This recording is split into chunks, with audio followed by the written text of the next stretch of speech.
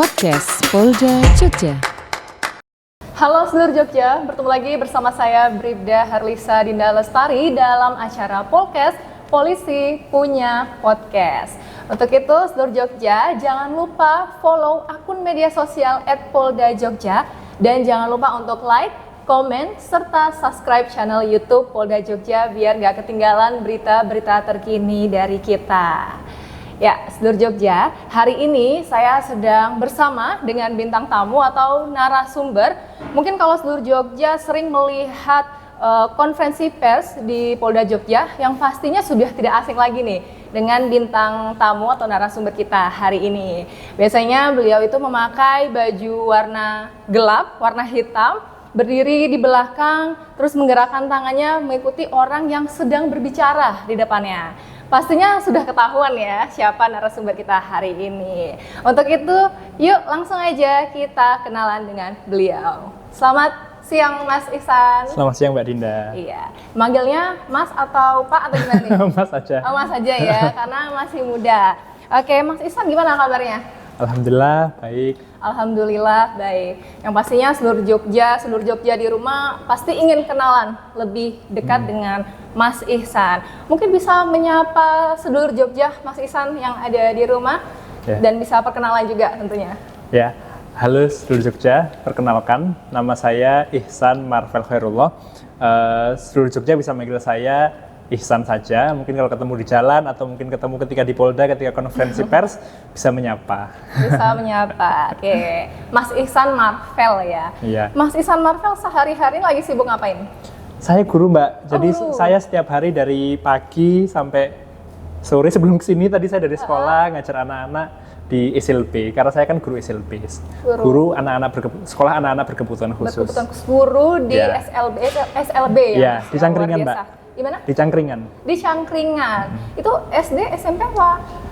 Itu SLB-nya Gimana? itu dari TKLB, SDLB sampai SMA-LB, tapi saya mengajar di kelas TKLB. Jadi di kelas anak-anak yang baru masuk, anak-anak umur 5-6 tahun. Anak-anak saya ngajar di kelas autis dan kelas tunarungu juga. Tunarungu dan autis. Berarti Iya. ngajar anak-anak TK ya Mas Iya. ya? Berarti kalau ngajar anak TK itu kan harus butuh kesabaran ya. Iya. Tapi luar biasa sih guru SLB. Nah mungkin Mas Ihsan boleh cerita sedikit nih tentang aktivitas sehari-harinya Mas Ihsan dengan keahlian yang Mas Ihsan punya. Selain guru mungkin apa gitu?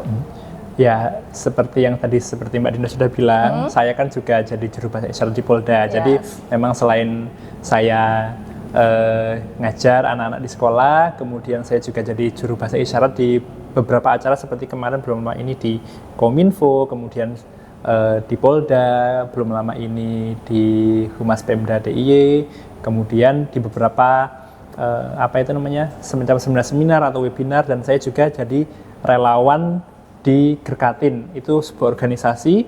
Gerkatin itu Gerakan untuk Kesejahteraan Tunarungu Indonesia. Saya aktif sebagai relawan di organisasi Gerkatin Sleman, begitu. Wah, keren banget. Berarti nggak cuma di Polda DIY, tapi juga di Kominfo, terus jadi relawan juga. Wah, luar biasa. Mas Ihsan belajar bahasa isyarat ini dari mana?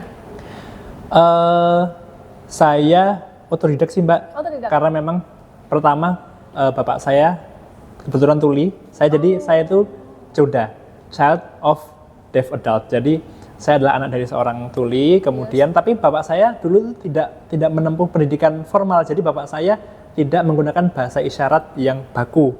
Bapak saya lebih banyak menggunakan gerakan bibir atau lisan. Jadi saya tidak belajar bahasa isyarat yang baku itu dari bapak saya. Saya belajar dasar-dasar bahasa isyarat. Tapi kemudian saya kuliah, saya ambil jurusan pendidikan luar biasa. Sudah pernah dengar atau mungkin baru dengar kali ini? Iya, sudah pernah dengar. Ya, karena banyak orang yang nggak tahu tentang jurusan pendidikan luar biasa. Saya juga ketika baru mau kuliah, saya juga baru tahu, Mbak Dinda, kalau ada jurusan ini, pendidikan luar biasa. Kemudian di situ, di pendidikan luar biasa ini memang ada kelas, ada mata kuliah untuk pendidikan anak dengan hambatan pendengaran. Nah, itu saya ada belajar dasar-dasar komunikasi, bagaimana berkomunikasi dengan penyandang hambatan pendengaran. Kemudian kebetulan di kelas saya, di angkatan saya itu ada mahasiswa tuli. Satu teman saya dari Bengkulu namanya Fadli. Sekarang sudah jadi guru juga. Nah, saya mendampingi Fadli selama kuliah. Saya menyampaikan dosen bicara apa, awalnya cuma saya tulis gini loh Mbak, misalnya dosen bilang apa, saya tulis, atau kadang saya pakai gerakan bibir, dosennya bilang ini loh gitu. Saya jadi membantu dia. Nah lama-lama dari saya nuliskan itu, ini bahasa isyaratnya apa sih? Lama-lama bahasa isyaratnya kuliah itu kuliah gitu. Nah lama-lama kan saya jadi nambah kosakata terus Mbak. Nah dari situlah akhirnya kemudian saya sedikit-sedikit bisa bahasa isyarat gitu kan. Nah kemudian karena saya bergabung ke komunitas, akhirnya sering berinteraksi dengan teman-teman tuli, akhirnya saya jadi terbiasa untuk menggunakan bahasa isyarat dengan mereka. Nah dari situlah akhirnya sedikit demi sedikit saya bisa bahasa isyarat. Oke, berarti Mas Iksan belajar bahasa isyarat itu dari kapan? Dari kuliah, dari kuliah itu ya? Iya, saya itu berarti saya masuk 2018, dari 2018 sampai sekarang 2024, 6 tahun ya Mbak ya berarti 6 ya? tahun, Iya. 2018 ya? Iya, yes, 6 tahun. Nah sebenarnya kalau saya mau nanya nih Mas Iksan, bahasa isyarat itu sebenarnya terbagi beberapa jenis sih. Kalau misalnya kita orang Jawa kan ya, ada bahasa Jawa kromo, bahasa Jawa ngoko. Nah, kalau bahasa isyarat sendiri itu seperti apa? Kalau di Indonesia ini ada 2 bahasa isyarat Mbak, ada Sibi dan Bisindo. Dua-duanya ini saling melengkapi, tapi mereka ada penggunanya sendiri-sendiri, dan memang masyarakat tulis kan lebih banyak menggunakan Bisindo. Karena kalau Sibi ini adalah diciptakan oleh pemerintah. Saya lupa tahun berapa, tapi ada kamusnya tebal, dan kita di SLB itu kita di perpustakaan itu pasti selalu ada kamus Sibi. Itu karena sistem Sibi itu sistem isyarat bahasa Indonesia. Diciptakan oleh pemerintah, kemudian bahasanya baku, lebih memperhatikan tatanan bahasa Indonesia yang baik dan benar. Misalnya ada kayak awalan per, me, ke, kemudian akhiran kan, lah, begitu. Jadi ada awal dan akhiran, kemudian bahasanya lebih baku. Kelebihannya Sibi, dia di seluruh Indonesia sama. Tidak ada, di setiap daerah tidak berbeda-beda. Akan tetapi masyarakat tuli itu tidak mudah menggunakan Sibi karena bagi mereka tidak terasa nyaman dan tidak lahir dari masyarakat itu tulis sendiri, karena itu bahasa isyarat yang dibuat. Sedangkan Bisindo itu bahasa isyarat Indonesia, itu adalah bahasa isyarat yang lahir dari masyarakat itu sendiri, yang lahir dari secara alami dari mereka. Iya. Begitu. Diciptakan oleh Iya. sendiri. Dan Bisindo itu dia dirasa lebih nyaman, lebih dicocok untuk digunakan oleh teman-teman tuli. Kita menyebutkan teman-teman tuli ya Mbak ya.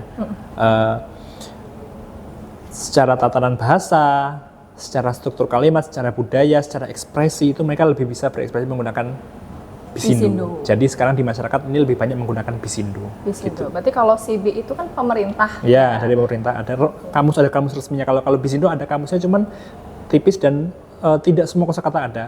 Bisindo akan lebih, itu tiap-tiap daerah berbeda-beda, jadi akan lebih mudah belajar Bisindo itu kalau ketika berinteraksi langsung dengan ketika kita bersosialisasi dengan teman-teman tuli. Oh gitu, oke. Gitu. Nah kalau misalnya bahasa isyarat antar negara itu sebenarnya sama apa beda sih Mas? Di satu Indonesia negara saja tiap daerah bisa berbeda-beda, apalagi di beda negara. Beda juga ya? Amerika ada ASL, American Sign Language. Di Jepang ada Japanese Sign Language. Berbeda-beda di seluruh negara. Berbeda-beda. Oke, Mas Iksan, saya ingin nanya nih, kalau misalnya tunarungu dari Indonesia kemudian bertemu dengan tunarungu dari Amerika misalnya, kemudian mereka melakukan komunikasi, apakah mereka itu saling nyambung satu sama lain atau gimana? Oke. Mungkin kalau kita logika saja, kita yang menggunakan bahasa Indonesia dengan orang yang dengan bahasa lain selain bahasa Indonesia, kita pasti akan kesulitan komunikasi yang baik, kita nggak paham dia bilang apa. Nah, tapi pada prinsipnya ketika kemarin saya ketemu dengan teman-teman di komunitas, kemudian mereka menceritakan pengalaman ketika mereka bertemu dengan individu dengan hambatan pendengaran dari negara lain gitu, mereka bilang memang ada beberapa yang sulit dipahami, yang tidak nyambung. Tapi ada bahasa-bahasa universal yang bisa mereka gunakan untuk saling berkomunikasi. Contohnya kan ini gestur ya. ketika mereka marah, mereka bisa berekspresi marah, walaupun mungkin isyarat gerakan tangannya mungkin berbeda, cuman ekspresinya marah. Nah gitu. Kemudian kayak kita makan, mungkin mau kita makan, intinya kan sama saja. Ya. Nah, jadi ada bahasa-bahasa isyarat, gerakan-gerakan yang itu sifatnya universal. Tapi memang kembali lagi, yang di Indonesia saja bahasanya bisa berbeda-beda, apalagi dengan yang di antar negara. Tentu saja mereka tidak sepenuhnya bisa berkomunikasi secara lancar. Tapi ada bahasa-bahasa yang sifatnya universal, yang bisa saling dipahami oleh mereka antar dua pengguna bahasa yang berbeda ini. Oke, berarti secara universal aja ya, yang sama misalnya kayak mau makan tadi, atau menunjukkan ekspresi marah, ya seperti itu. Kemudian perbedaan tuli dan tunarungu itu sebenarnya apa sih, Mas?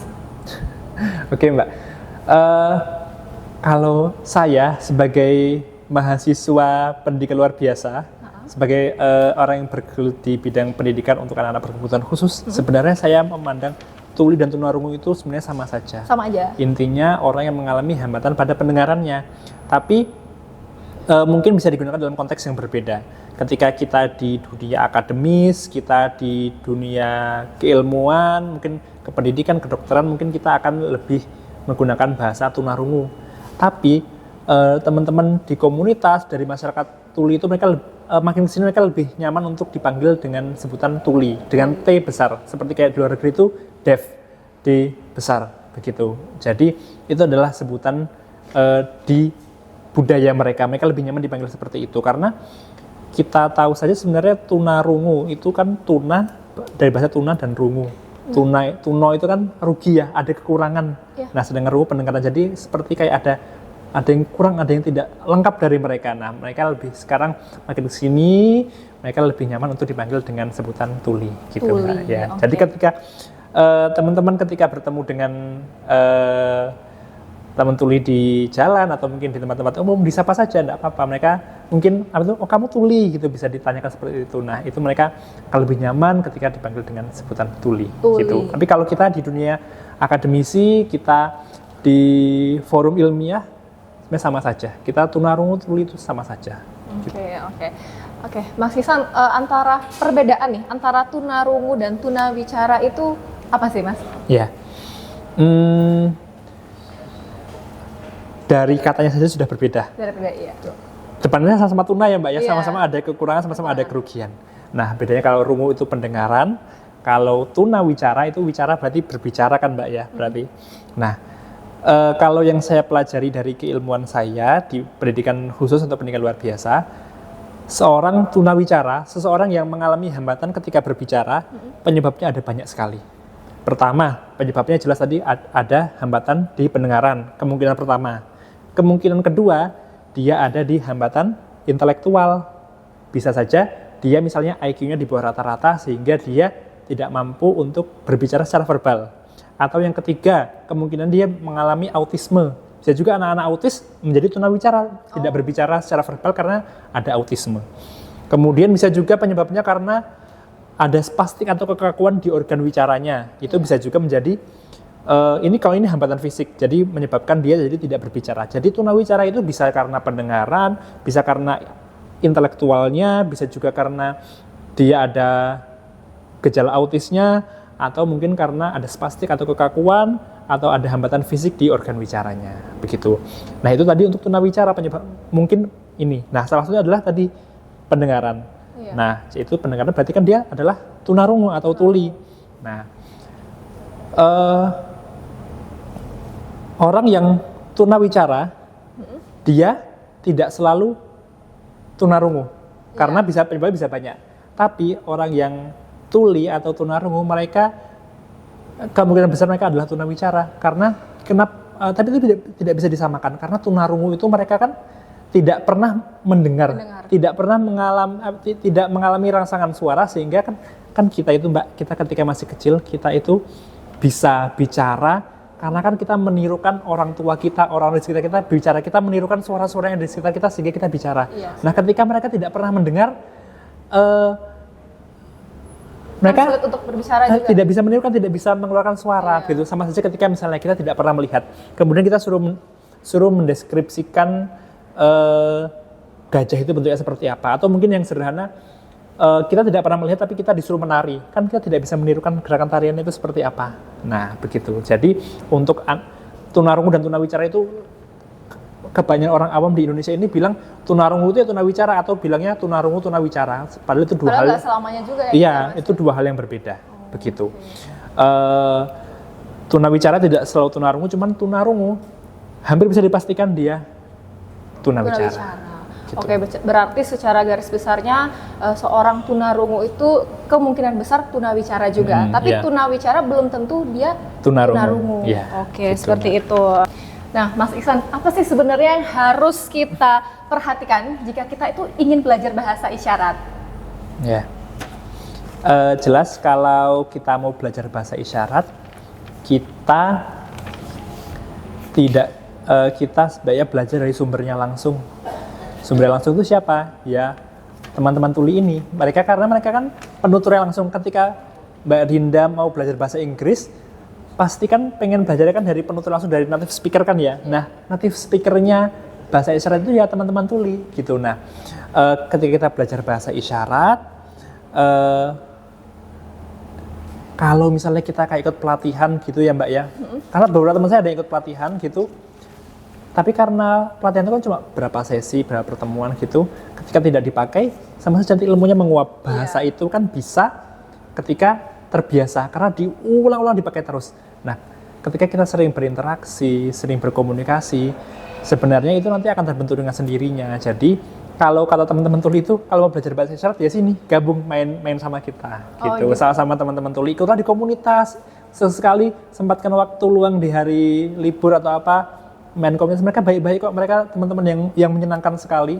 Mereka sangat care juga dengan kita, dan mereka akan selalu ingat kita ketika kita udah gabung ke mereka. Wih, kamu pernah datang ke sini ya gitu. Dia akan ingat dengan kita, Mbak. Dan mereka teman-teman yang asik untuk diajak ngobrol. Oke, ya berarti kita harus sering-sering berkomunikasi dan berinteraksi ya dengan kawan-kawan tunarungu. Iya. Oke. Nah, Mas Ihsan, apa saja sih yang harus kita lakukan dan yang nggak boleh kita lakukan jika kita berkomunikasi dengan tunarungu atau tunawicara? Oke. Jika kita belajar bahasa isyarat, kita berkomunikasi dengan bahasa isyarat ya. Sebelum bahasa isyarat dulu. Ketika kita berkomunikasi dengan mereka, perkara kita bisa bahasa isyarat atau tidak, yang pertama jelas kontak mata. Kontak mata ya. Ketika kita bicara dengan teman, karena kan mereka tidak mendengar, sehingga mereka akan fokus pada penglihatan, pada visualnya mereka. Nah, ketika kita berbicara, yang jelas kita kontak mata, dan jangan sesekali kita kayak bicara, misalnya berbicara sambil mengarah ke yang lain, karena kan mereka fokusnya visual, mereka tidak mendengar suara kita, jadi mereka memahami ungkapan kita, kata-kata kita ya dengan kontak melihat, dengan kontak mata, dengan gestur, begitu. Dan itu yang jelas yang perlu diperhatikan, kontak mata, kemudian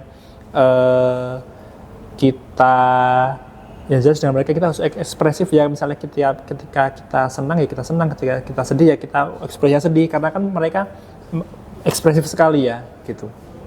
Kemudian ketika nanti kita menggunakan bahasa isyarat, ada beberapa hal yang perlu diperhatikan. Pertama, jelas gestur kita, gerakan tubuh kita, jangan hanya gerakan tangan saja, tapi juga dengan kita ikuti dengan gestur yang menggambarkan kondisi atau situasi yang kita sampaikan, begitu. Kemudian yang kedua, jangan lupa dengan gerakan bibir juga, karena mereka dengan bahasa isyarat, kemudian mereka memahami juga dengan gerakan bibir kita. Mungkin kita bicara harus agak jelas, lebih jelas daripada ketika kita biasa bicara. Misalnya ketika kita bilang saya mau ke Polda, mungkin mereka, maksudmu apa? Cuman kalau kita bilang saya mau ke Polda, mungkin bagi kita awal-awal mungkin agak capek ya, tapi lama-lama akan sangat terbiasa. Gerakan bibir sangat mendukung untuk kelancaran komunikasi dengan mereka. Kemudian selain itu ekspresi wajah. Ketika kita senang, sampaikan itu terlihat wajah kita senang. Ketika kita sedih ya kita sedih. Ketika marah kita menampakkan marah. Karena mereka akan kebingungan ketika gerakan tangan kita mungkin menyampaikan sesuatu berisyarat dengan mungkin kita bilang aku sedih, cuman muka kita datar-datar saja, mukamu nggak kelihatan sedih gitu kan ya bagi mereka. Kemudian ketika menggunakan bahasa isyarat, perhatikan ketepatan arah. Contohnya gini, ketepatan gerak, misalnya kayak gini, ini huruf A, ini huruf S, ini huruf A, ini huruf S. Perbedaan sedikit saja bisa berbeda arti. Kalau ini huruf A, ini huruf S. Kemudian ini huruf Y. Tapi Y. Kalau gini sedikit artinya ya. Ya dan tidak itu loh Mbak. Ini artinya ya. Ya. Kalau gini main. Kalau sekali gini Jogja. Oh, berarti banyak yang sama ya Mas? Iya. Dengan satu gerakan seperti ibu jari dan telunjuk saja. Iya. Ini artinya huruf Y. Iya. Ini ya. Iya. Ini Jogja. Kalau gini main. Oh, ini Jogja kalau 2 kali main. Berkali-kali ini. Berkali-kali main. Main Oh, gitu. ya. Hampir sama kalau udah beda satu aja udah beda pengertiannya. Iya, jadi perhatikan juga ketepatan gerak, ekspresi wajah gitu. Mungkin kalau untuk yang awal belajar mungkin gerakan tangannya bisa bahasa isyaratnya mungkin gerakan tangannya salah, tapi kan ekspresi gerakan bibir itu bisa mendukung. Nah, itu perlu diperhatikan ketika berkomunikasi dengan mereka. Iya. Gitu. Yang penting yang paling utama itu adalah kontak mata ya, Kontak Mas mata. ya. Jadi kalau kita ngomong ya matanya harus fokus, nggak yang kesana kemari. Iya, gitu. Mereka akan merasa tidak dihargai Mbak Tidak ketika dihargai juga. ketika kita bicara tapi tidak melihat ke mereka. Iya, tidak gitu. melihat. Sama ekspresif juga ya Mas, ekspresif kayak gitu. Ya, Sedulur Jogja, nggak kerasa nih tadi kita sudah ngobrol-ngobrol dengan Mas Ihsan Marvel yang pastinya kita tadi dapat ilmu baru, dapat wawasan baru. Nah, Mas Ihsan terakhir nih, ini kan saya mau nutup acara. Nah, nanti kita sama-sama ini ya bahasa isyarat. Oke, gimana kameranya sini ya? Oke. Jadi nanti bilang kita apa, Mbak? bakal ngomong. Iya. Terima kasih teman-teman, sampai jumpa di podcast selanjutnya. Oke. Gitu. Terima kasih. Terima kasih, teman-teman. Sampai ketemu lagi di podcast selanjutnya. Gitu. Sampai jumpa, gini ya sampai jumpanya. Sampai jumpa. Dadah gitu. Oke, kita mulai ya. Ya, Mas oke. Ihsan. Oke. Ya, 1, 2, 3. Terima kasih teman-teman. Sampai bertemu lagi di podcast selanjutnya. Sampai jumpa.